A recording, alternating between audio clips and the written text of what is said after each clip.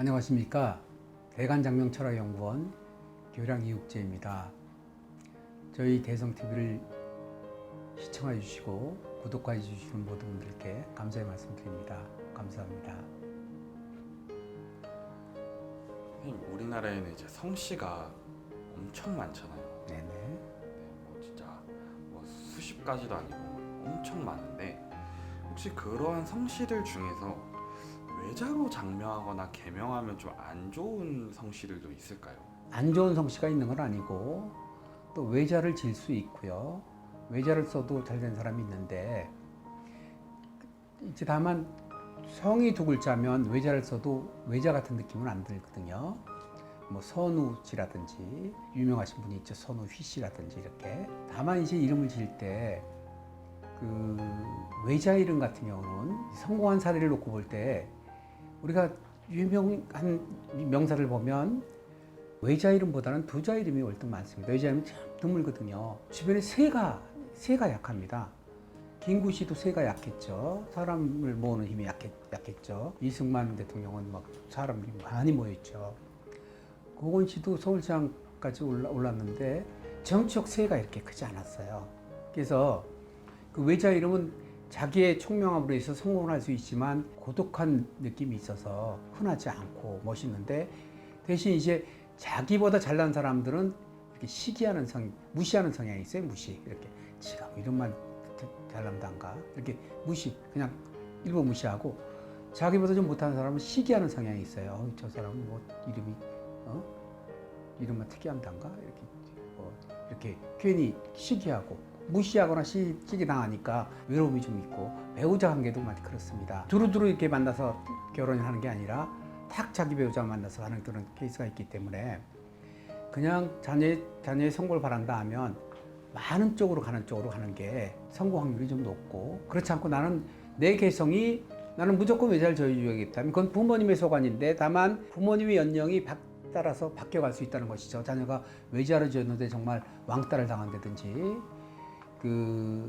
노력이 위해서 노력은 많이 하는데 결실이 적다든지, 아니면 부족한 기운이 있다든지 하면 그럴 때 이름에 대한 후회를 많이 하실 수 있거든요.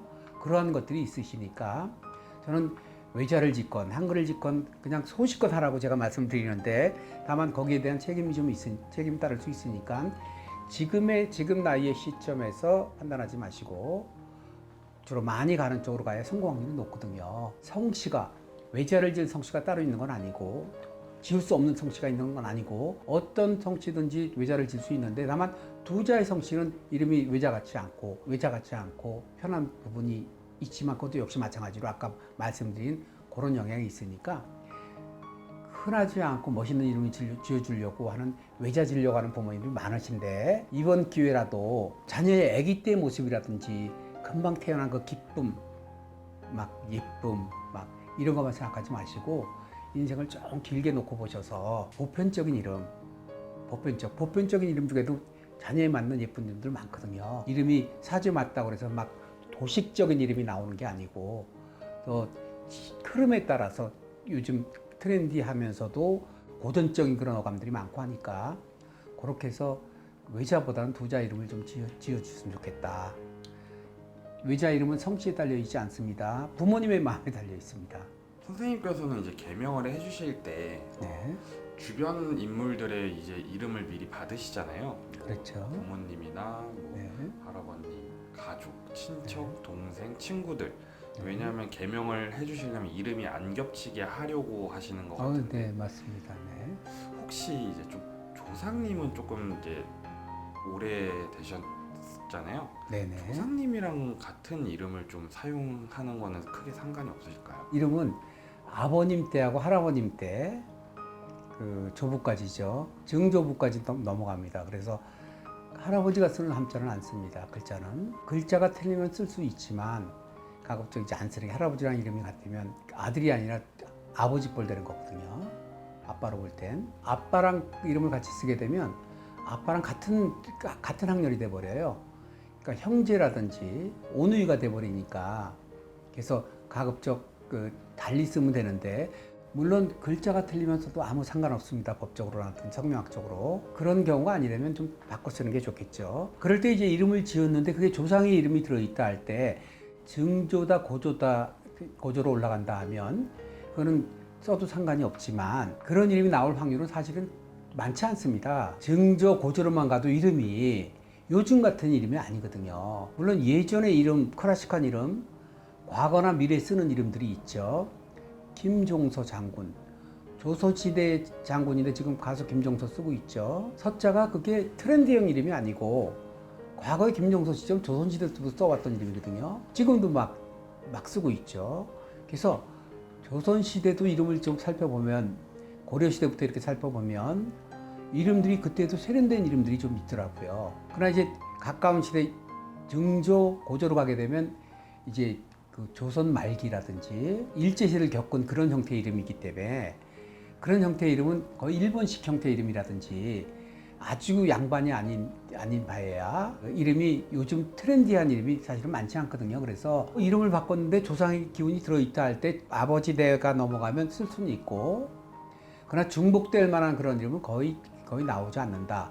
그러나 만약 중복된 게 있다 할 때 그거는 써도 크게 무리가 없다. 성명학적으로 무리가 없다. 이렇게 볼 수 있습니다. 그러나 같이 나올 확률은 아까 문제로 트렌드형 시대의 흐름에 따라서 제우란 이름, 곽제우란 이름, 조선시대 그 유명한 장군이죠.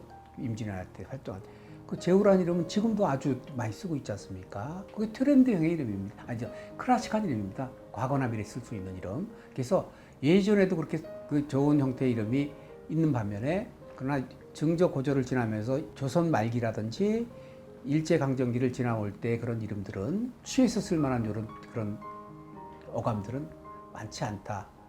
이렇게 보이지네요. 연애운이 트이는 이름의 특징들이 뭐 따로 있을까요? 일단 연애 운이 좋은 이름들은 이름이 이제 부르기가 편하고 예뻐야 되겠죠, 이렇게. 그리고 무엇보다도 자기 분위기랑 잘 맞아야 되겠죠.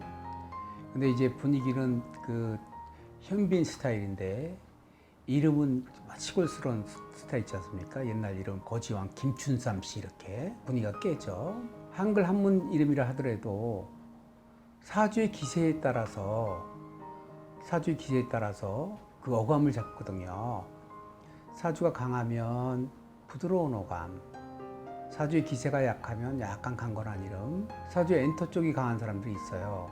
그런 사람들은 또 고딕한 이름들은 또 안 어울리는 경우가 있는데 자기의 분위기랑 맞는 그런 이름들이 연애운이 좋아지는데 연애가 안 되는 경우 있어요, 잘. 그럼 그거 이름을 좀 봐야 되거든요. 자기 자신하고 매치가 안 되는 경우 있습니다. 그러면 호감도가 낮아지죠.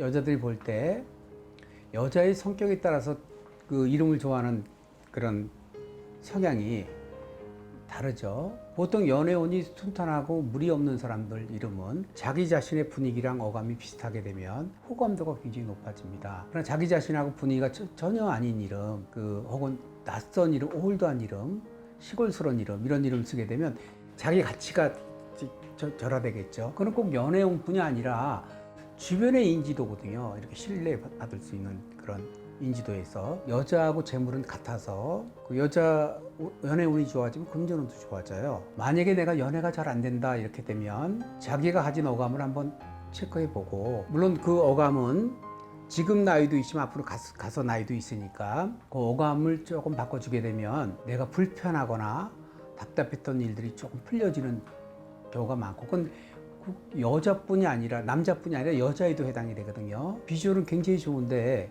이름이 완전히 중국 사람처럼 시골스러운 이름들이 있어요. 옥란이 막 이렇게 글자 뜻으로 막 짓기 때문에, 그러면 이제 본인하고 아닌 형태의 이름이 되니까 연애운이 자꾸 내가 원하는 사람에서 낮은 사람이 온다든지 좋은 사람은 그냥 비껴간다든지 이런 현상이 나오니까, 그것이 물건이 좋아도 포장이 약하면 물건이 그렇죠. 퀄리티가 낮아지죠. 그러나 물건이 약해도 포장이 좋으면 퀄리티가 올라가죠. 물건은 아주 빈약한데 포장이 너무 과하게 되면 그런 과대 포장이 되겠죠. 화려한 이름을 짓게 되면 과대 포장이 돼서 그것도 연애운이 또 좋아지지 않고 왔다가 별거 아니네 이렇게 가게 되고 연애운이 없어지는 것이 되니까 사실 이게 연예인뿐이 아니라 모든 일과 연관이 되어 있는데 자기 자신의 이미지에 맞는 포장이 되어 있다 하면 가치를 조금 높일 수가 있는 거거든요. 그래서 이름이 바로 경쟁력이라고 그럽니다. 요즘 네임카드라고 그러죠. 네임카드. 이름을 내면서 이름이 중요하지 않는 직업군이 있지만 굉장히 중요한 직업군이 있고, 지금은 꼭 연예계라든지 엔터테인먼트 쪽만 연관된 게 아니라 직업군에서 굉장히 중요한 직업군이 많이 있으니까 내가 연애가 안 된다든지 혹은 어떤 부족함이 있다든지 하면 고민할 필요가 없습니다. 왜냐면 이름을 바꿔 쓰고 개명하고 할 때 예를 들어서 몇백만 원이 든다 그래요. 1,000만 원이 든다, 뭐 500만 원이 든다 하면 그건 충분히 고민할 필요가 있죠. 그러나 이름값이 장명서마다 틀린데 뭐 몇십만 원, 몇백만 원 이렇게 가지 않거든요. 자기가 감당할 만한 정도의 그 장명서를 찾아서, 왜냐면 우리가 옷을 한 벌 사도 돈이 적지 않습니다. 요즘 나가서 외식을 해도 돈이 적지 않거든요. 근데 그런 돈은 아깝지 않으면서 자기 자신을 위해 투자하는 돈 굉장히 막 힘들게 생각하는 사람들이 있어요. 자기 인생 이름이 거기에 비하면 투자한 돈에 비해서 가치가 훨씬 높으니까 이번 기회에 고민하지 말고 그냥 조금 이렇게 주변에 그 좀 소개를 받거나 혹은 이렇게 유명하다는 사람들을 찾아서 조금 변화를 주시는 게 좋지 않을까 이렇게 싶습니다. 저에게 무료 감명을 올리시는 분들이 있는데 저는 제가 다 직접 답변을 드리고 두 가지로 답변을 드리는데, 이름이 좋을 때 사주를 봅니다. 이건 사주에 몸에 맞는 옷이야, 안 맞는 옷이야 보고 답변을 드리고, 이름이 안 좋으면 사주 볼 필요가 없습니다. 옷이 좋은 옷이 아니거든요. 답변을 드리는데 좋은 이름 그냥 좋다고 말씀드리고 나쁜 이름 나쁘다고 말씀드리거든요. 저한테 개명하라는 얘기가 아닙니다. 아까 말씀드린 대로 사기칠 만한 돈이고 막 내 봉급에 막 절반이 날아가고 막 그런 금액이 아니거든요. 그래서 한번 이름에 대해서 조금 한번 생각해보고 가면 좋겠다, 이런 생각입니다. 선생님 말씀을 듣고 보니까 이름은 이제 첫인상만큼이나 좀 중요한 것 같습니다. 맞습니다. 네. 이름이 곧 자기의 네임카드, 명함이다, 이렇게 볼 수 있죠. 네, 알겠습니다. 선생님 오늘도 좋은 답변 감사합니다. 감사합니다. 좋아요, 구독 눌러주시고 댓글 달아주신 분들께 정말 감사의 말씀 드립니다. 감사합니다.